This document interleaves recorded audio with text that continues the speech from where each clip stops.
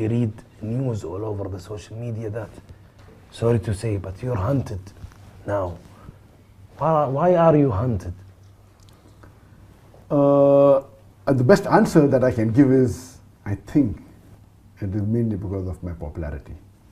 I've been doing dawah for more than 25 years in India, and my lectures are there on the media, on the social network, on the YouTube, everywhere. And I was expecting that I'm living in a country, India, which is not very comfortable for the Muslims. And I've been doing dawah, and I thought, and I was sure, that one day there will be trouble.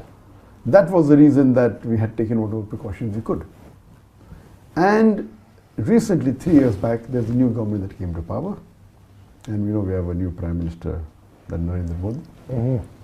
And we knew that about 15 years back, when he was the Chief Minister of Gujarat, one of the states in India, there are many NGOs, many organizations have given several reports that he was responsible for killing of more than 2,000 Muslims, making a state organized, killing of Muslims at large scale. So much so that there were cases filed against him in different parts of the world. He was not given entry to USA, to UK, and he was not allowed to enter many countries of the world for several decades. About 3 years back, when there was election, he won the election and became the Prime Minister. Now, when he became the Prime Minister, all these sanctions were removed. So this is democracy. Irrespective of who you are, if you are elected, to build relationship, they can put anything down. And he traveled to many countries, including Muslim countries, to build relationship in the first couple of years of his tenure. And it is known that the party that he belongs to is against the Muslims. And we're expecting this to happen. And he was waiting to get some excuse to stop my activities. Last Ramadan, on the 27th of Ramadan last year, yes, that the 1st of July, there was a terrorist attack that took place in Dhaka. Sorry. And 6 terrorists, they killed about 20 foreigners in the neighboring country. And one terrorist happened to be my fan on the Facebook. So there was a small article that came in the Bangladeshi newspaper that one of the terrorists is a fan of Dr. ذاکر Naik. And such how many fans do you have on Facebook? On the Facebook, alhamdulillah, now there are about 16.6 million fans, okay. out of which so he is about one out of 16.6 million, 4.5 million are from Bangladesh. Okay. So he's one of the 16.6 million who liked me. And this news had come several times before. Most of the Muslims in the world, because of the popularity of Peace TV, which has a viewership of 200 million, when you catch a Muslim, there are high chances you know me. So even the terrorist attack that took place, whether in Glasgow or New York or Australia, when they catch a Muslim, he's been seeing my videos. But never has that been made into an issue. If you ask any Muslim, he has to be a fan of Muhammad Sallallahu Alaihi Wasallam. So will you blame the wrong action that he has done to Muhammad Sallallahu Alaihi Wasallam? No. So here we find that the Indian media blew it out of proportion. Next day, the news article came on the 3rd of July. 4th of July, almost all the newspapers, headlines, almost all the news channels, it was headlines that Dr. ذاکر Naik inspired terrorists. And it was as though everything was planned. And day and night, I became sudden viral not only in the world, #1 trending, on the Twitter, on the Facebook. And then, alhamdulillah, many Muslim organizations in different parts of India, they protested. In Bangalore, in Hyderabad, in Kerala, in Kashmir, in large numbers. And one thing good, mashallah, that the Muslims who even differed with me, the difference of opinion in views, even they stood up, saying we disagree that Dr. ذاکر is not a terrorist. And mashallah, there was big protest, so much so that the Indian government had 4 different teams, NIB, National Investigation Agency, they had the Intelligence Bureau, that the Maharashtra Police, that the Bombay Police, CID, all of them, and NIA alone had 9 teams, each team hanging, so few hundred. And the amount they spent money in doing research, that they saw most of my tapes, everything, no problem, I was happy about it. After 1 month, on 2nd of August, they were forced to say in the parliament that nothing is wrong found with Dr. ذاکر Naik. We did not find any evidence in his speeches, nor in his lectures. So most of the protest stopped. And I thought, that this will surely be their plan. So protest stopped, everything became cool. 3 months later, in November, the same government says that the Muslim personal law in India should be abolished. You know, India has a Muslim personal law. Muslims can follow the law in inheritance and marriage, etc. So all the Muslims again stood in larger numbers to protest against it. In this fiasco, 2 weeks after this, they banned my organization suddenly. And they banned it for 5 years, claiming that, you know, they are promoting terrorism. And they started getting lectures, which I've given 10 years back, I've given 15 years back. Any logical person will know that these lectures are there on the social media for 10, 15 years. If they promoted terrorism, why suddenly now are they called? So it is mainly because of the popularity. And it is shocking that the Indian government many a times before has called me to give lecture on religion in the National Academy in Hyderabad. National Academy of Hyderabad is the largest institute for training police. It is the most prestigious institute. Imagine I have been called not once, twice, and sometimes when I did not go, they pressurized me.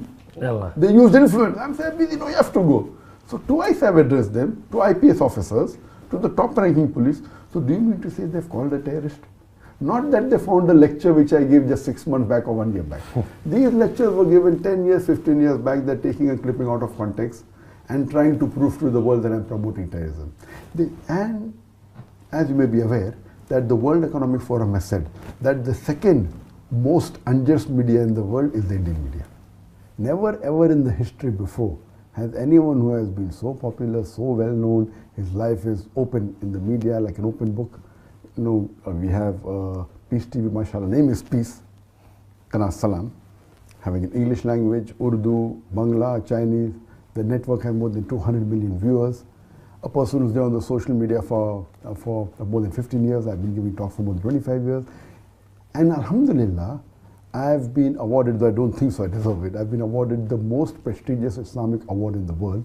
That is the King Faisal Award for the service of Islam, which is equivalent to the Nobel Prize of Peace. It's the highest award. Alhamdulillah, I've been even given the second highest award, the Dubai Holy Quran Award, 4 years back.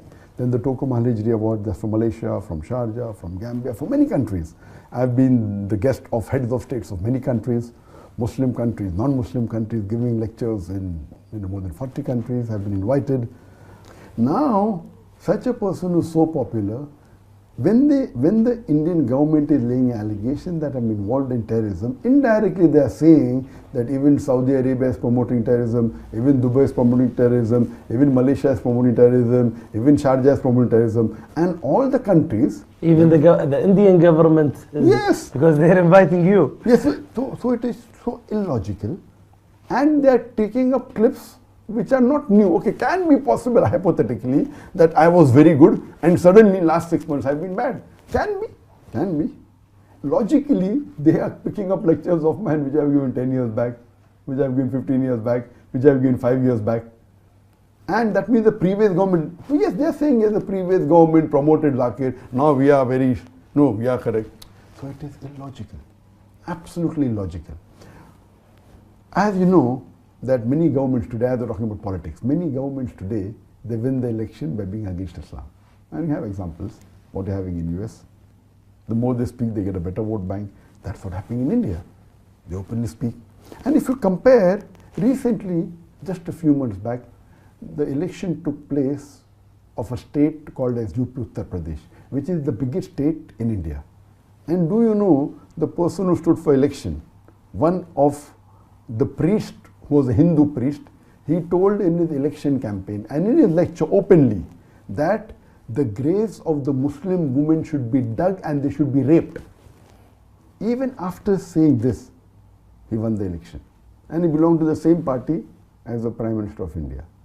And the irony is, not that he only won, they made him the Chief Minister of that state. Yes, that means if you abuse the Muslims, imagine if you compare to any of the allegations they are laying, compared to what he said in public, that you dig the graves of the Muslim women and rape them. Nothing is happening. Is this democracy? What is exactly happening in a few days ago? Why is it now more critical than ever? Yes, previously it was more localized and the Muslim Indians supported me, alhamdulillah. When they called me for interrogation on 31st of January, I did not receive any official letter from them. What I was hearing from the media. When I heard from the media, my lawyer gave them my email. And when I got the email, I replied on the email. I'm willing to come on video conferencing. I'm willing to do a Skype interview. What you want, I'm ready to cooperate. What do you want? They are laying allegation that I'm doing money laundering. I said, where money laundering? We have been submitting our records. So what record we submitted 10 years back? They are saying that's not correct. Now, why are you saying now? When they called me for interrogation, I said that, okay, you want to interview me? I'm ready to cooperate. We can have a video conferencing.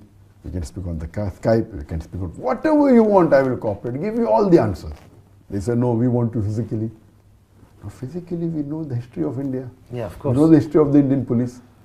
Out of those people, Muslims arrested for terrorism, 98% are let free. But after 10 years, after 15 years, their lives are ruined. Recently, a few months back, a Muslim by the name of Abdul Wahid, he was arrested on charges of terrorism, then was let free after 8 years, then writes a book. What was done with him? How he was tortured. The first grade of torture, second grade, third grade, fourth grade. He says how they do mental torture first, then how they take out clothes, how they put current on the private parts. All this he mentioned in black and white. How do they do physical torture, third grade? And the fourth grade is they even molest the lady family members, the mothers of the victim, the sisters of the victim, until they give it, until they sign forged documents. So this is known to the world. And you expect me to go back, do you think I'm a fool? Some people say that, oh, why are you a coward? I said, I'm not a coward, it is a sunnah of the Prophet. It is a sunnah of Muhammad sallallahu alaihi wasallam. He did hijrat. Sahih. When it's difficult to practice your deen and propagate your deen there, India by law we are allowed to preach and propagate our religion. I did not break a single law of the Indian law, not a single. It's allowed by law for me to preach and propagate and practice my faith. Muhammad sallallahu alaihi wasallam is the best example. And alhamdulillah, it's a blessing of Allah subhanahu wa ta'ala that He took us out of India at the right time. The times are getting from back to us. And I was aware that, mashallah, you see on the videos, there are non-Muslims, there are Hindus who respect me. The majority of the Hindus, they are good. They love the Muslims. It is these politicians who actually instigate them to do action against the Muslims. Now in India, Muslims are being lynched because on allegation that they're eating beef, they're hanged in public. He didn't have beef, he had meat. And then the police is saying, we'll do investigation whether it was beef or meat. Nonsense. You're hanging a person in public. So now the times in India is very bad. I'm thanking Allah subhanahu wa ta'ala, it took me out at the right time. As far as the investigation is concerned, I'm ready to cooperate, but they don't want me to interrogate on the phone. Because when they do it on the phone or in the media, I would love, let the audience, let it be an open interrogation. Why are you wanting a private? Because you know that you have something to hide. In privacy, you can surely threaten me. You can torture. That you cannot do. In public, you cannot do on a video conferencing. So this is nothing but tactics. Now the media is saying, because they gave me 3 summons and I did not respond to that, now they have put an unbailable warrant against me. One. This is what happened a few days ago. That happened about a month back. Yeah. Few days back, what happened, 10 days back, that warrant they took and now they are telling to the Indian government that request to the Interpol that Dr. ذاکر Naik should be put on the red corner notice. So now, 1 week back, the Indian government, according to the media reports, have sent a request to the Interpol saying that Dr. ذاکر Naik is promoting terrorism, therefore he should be put on the red corner notice, and anywhere in the world, any country finds him, should arrest him and send him to India.